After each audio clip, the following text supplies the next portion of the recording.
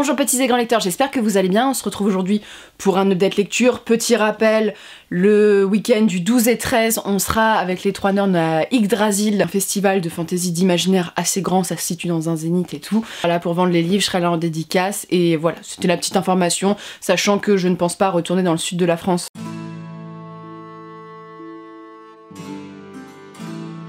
Aujourd'hui, je vais vous présenter des livres qu'on voit pas forcément beaucoup sur Booktube, voire presque quasiment jamais. Deux comics à vous présenter assez brièvement et ensuite je vous parle de lecture, notamment une lecture qui a été assez marquante parce que c'était très intéressant. Donc, je suis en train de finir en fait mes comics que j'avais acheté à 4,90. Le premier que je vais vous présenter, c'est Suicide Squad Rebirth, donc qui est une réinterprétation en fait de la Suicide Squad. Tout vous dire, je suis pas une grande fan de la Suicide Squad de base, ce qui a fait que le livre je l'ai trouvé assez moyen parce que ça reprend, si t'as vu le film, ça reprend le même pitch, sauf qu'il y a quelques petites aventures qui changent.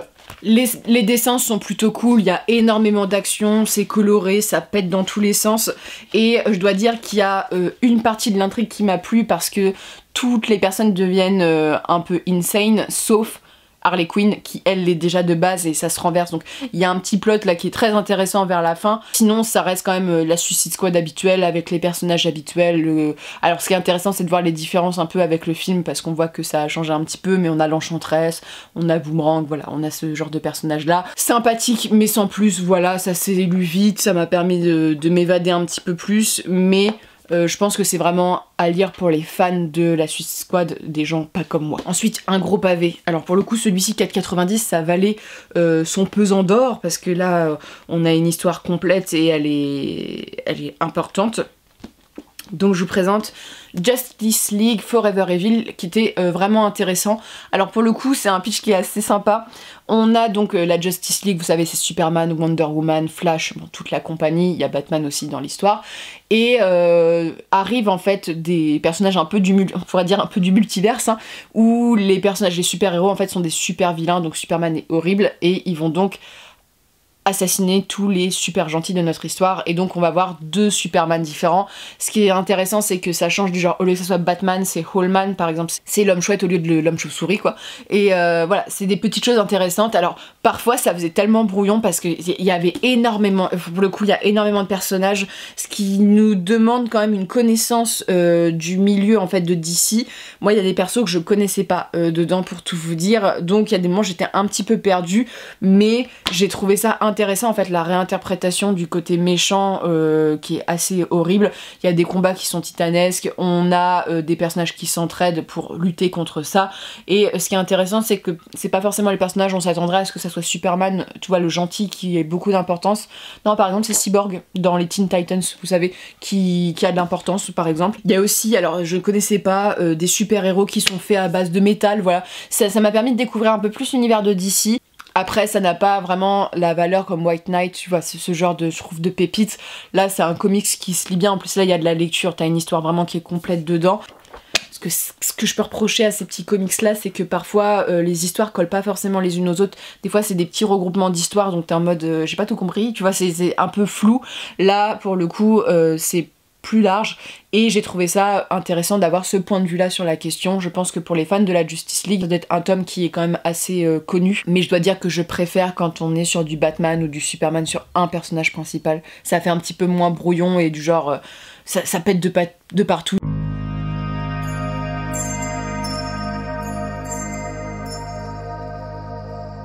La formation du gay, et ce qui est assez intéressant parce que c'est la formation de la police dans un royaume où c'était le bordel, et donc on a toute une... Alors en tant que français c'est assez agréable à lire, on a vraiment toute une référence à la Révolution française. Voilà, il y a beaucoup de références sur les volontés sociales, économiques, voilà, les gens qui se battent pour leur...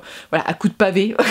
On a vraiment beaucoup de références là-dessus, et on est face à un Vimer en fait qui se rend compte de toutes les choses aussi négatives qu'il y avait avant dans le gay, tout ce qui était à changer. Il se retrouve confronté à lui-même, et il est jeune et il n'est pas encore le policier qu'il est, donc c'est assez attachant. Si vous aimez le personnage de Vimer, on est vraiment 100% sur Vimer.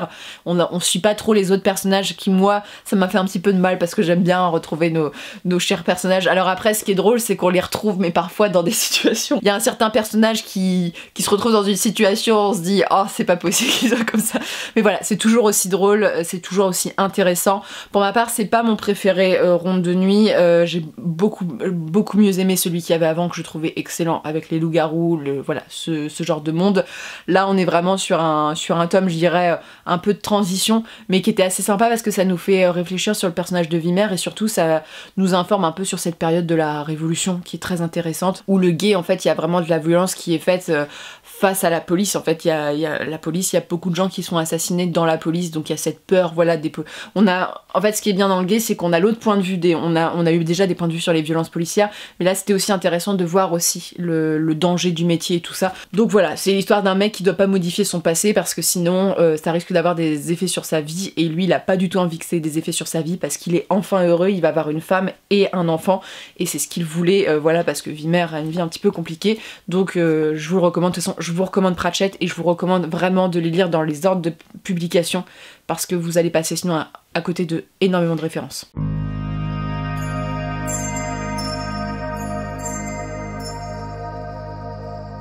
On quitte notre bande de joyeux lurons pour vous parler d'un livre, alors c'est de la littérature contemporaine qui a été vraiment très très bonne. Alors c'est une maison d'édition que j'aime beaucoup, que je vous présente de temps en temps. Ce livre j'en ai parlé un peu sur Twitch, mais m'a fait énormément de bien de le lire, mais surtout était très très étrange, mais étrange dans le sens positif. Je vous parle donc de l'Embellie. Alors Embellie c'est une auteure islandaise, donc ça va être très compliqué pour moi de dire son nom. C'est Odurava Ólafsdóttir.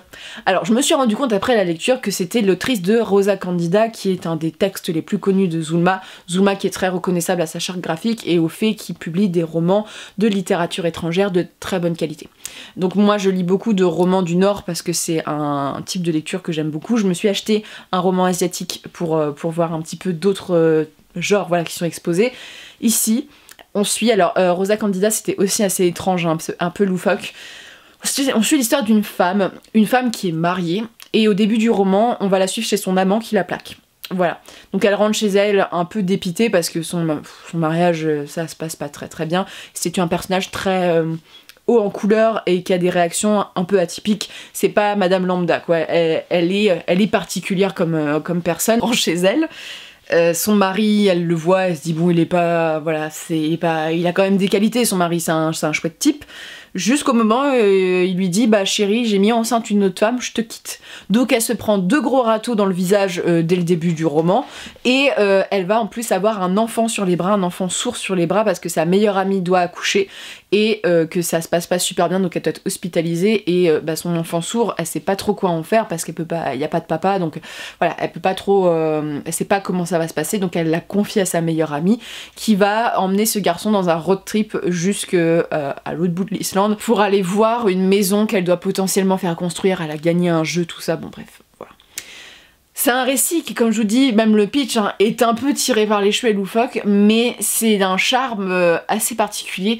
Alors il y a des situations qui sont très très drôles, voilà, il y a des moments c'est assez drôle et tout, et il y a des moments, en fait, derrière ces côtés un peu loufoque et tout, il y a ce côté réflexif qui est assez perturbant. En fait, j'ai vraiment adoré dans le récit la façon de traiter ses relations avec les hommes, et notamment sa relation avec son mari. Je vous dis, son mari la quitte, elle a une réaction alors que pas tout le monde aurait, elle est assez compréhensive parce qu'elle l'aime plus, voilà, d'une certaine manière, mais en même temps elle est bien dans son quotidien, donc ça la fait chier quand même qu'il la quitte. Et bon, bref, il y a ça qui se passe, et en fait on voit toute la relation toxique du mari, en fait, qui veut revenir vers elle, qui la manipule, et elle qui essaye de s'en dépêtrer, mais en même temps elle a aimé cet homme, donc c'est compliqué. On a énormément de scénettes drôles, c'est un road trip, donc on voyage énormément, et on a ce côté touchant où on parle de la maladie de cet enfant, la surdité, qui est compliquée à vivre forcément parce que tout le monde ne parle pas la langue des signes, cet enfant a du mal à communiquer avec autrui, mais il est adorable. Donc ça parle de l'amour au sens amoureux, mais ça parle aussi de l'amour de l'enfant parce qu'elle ne veut pas d'enfant, voilà, cette femme-là. Et ce qui fait qu'elle se retrouve avec un gosse sur les bras, donc c'est assez touchant pour le coup, c'est une belle histoire. Et voilà, elle s'embellit avec le temps, voilà, de ce personnage. Et c'est atypique, en fait. J'ai trouvé ça atypique et ça m'a fait du bien parce que ça change. Je ne savais pas du tout vers quoi on allait. Du genre, vraiment, chaque scène, je me suis dit, on va où, qu'est-ce qui va encore leur arriver. Et Et en même temps, ça a un charme parce que la nana, elle est un peu, j'allais dire un peu déglingos, mais du genre, le gamin, il part, va lui acheter 3 poissons rouges et mettre le bocal de poissons rouges dans la voiture, tu vois. C'est des trucs bêtes, mais c'est un personnage qui est atypique et attachant, même si elle fait, genre, elle trompe son mari et t'arrives quand même à t'attacher à elle, quoi, pour le coup. Il y a un truc avec les personnages sont assez forts et assez intéressants, et parce que le monde, quand même, le monde des livres a quand même dit, dans ce roman de la maternité par hasard, tout s'ajuste exactement, l'équilibre, le jeu des échos est toujours parfait pour mieux troubler son lecteur. Ça, c'est un livre qui est troublant parce que tu sais pas trop où te positionner et en même temps c'est assez agréable à suivre. Moi j'ai beaucoup aimé ça et les thématiques sont très très belles et bien abordées sur ces questions-là parce qu'elles dénoncent des choses, des faits de société voilà, qui sont importants et pour le coup ça a été vraiment une très très belle lecture. Si vous avez envie un peu de... Si vous avez aimé Rosa Candida, pour le coup il faut que je lise Rosa Candida parce que c'est un peu un classique que j'ai jamais lu. Je vous conseille en fait de soutenir Zulma qui est une très bonne maison d'édition. Moi j'ai jamais eu un livre de Zulma que j'ai pas aimé. Alors c'est particulier parfois, les littératures du Nord, voilà, c'est des littératures qui sont beaucoup dans, je trouve, un peu dans le sarcasme parfois, mais c'est des littératures qui sont assez froides, même en termes de style. Et ça fait un charme particulier, ça a des thématiques particulières, ça permet aussi d'avoir des visions culturelles très différentes parce que j'avais pris l'exemple dans le... que ça soit... C'est pas dans Le Berger de l'Avent, mais dans un des derniers livres que j'avais adoré, où par exemple quand on décrit la femme avec des animaux fermiers ou avec la nature, chez nous on pourrait trouver ça sexiste. Là-bas au contraire non, parce que tu sais que c'est une valeur très importante l'agriculture, de référence aussi dans certains textes à toutes les Eddas, à toutes les mythologies. Là on est sur quelque chose de plus contemporain et de vraiment d'inqualifiable d'une certaine manière, mais j'ai passé un très très bon moment de lecture, donc je lirai d'autres choses de cette autrice, mais ça a été... j'ai vraiment eu des scènes où j'étais subjuguée par la scène, j'ai trouvé ça tellement bien écrit, tellement bien fait, que ça m'a un peu déboussolée, voilà, pour le coup. Donc je vous le conseille, c'était 9,95 €. Les éditions poche sont vraiment, je trouve qu'elles valent vraiment le coup et elles sont très mignonnes. Il faut faire attention chez Zulma, ce sont des couvertures en papier qui ne sont pas protégées, donc c'est des couvertures qui sont très fragiles. C'est des livres qui sont très fragiles, qui prennent l'eau, donc absolument pas à transporter dans son sac. Ça, tu lis ça chez toi tranquillement pour pas l'abîmer, mais c'est des livres qui sont très agréables de toucher aussi, c'est vraiment des beaux objets à tenir en main, donc ça aussi c'est important pour la lecture. Donc sur ce, n'hésitez pas à me dire ce que vous en avez pensé, si vous avez lu des titres de cette autrice là, ou si vous avez déjà lu des titres chez Zulma, je serais intéressée de voir pour que vous puissiez m'en conseiller. Que voilà, parce que Zulma, j'ai la chance que ils sont basés en Normandie, donc ils font des ventes l'été dans un endroit où je me rends quand même de temps en temps, ce qui fait que j'achète toujours à ce moment-là. On achète des livres dans une jardinerie, ce qui est quand même improbable, mais ce qui est hyper chouette. Donc voilà, j'attends vos petits conseils, et sur ce, je vous souhaite de très bonnes lectures. On se voit donc le week-end du 12 et 13 pour ceux qui sont du côté de Lyon et qui sont intéressés, mais j'ai un petit peu hâte voilà, de revoir des gens en salon, ça faisait très longtemps, et ça fait partie des choses que je préfère dans mon métier. Et sur ce, je vous souhaite de très bonnes lectures et une très bonne journée.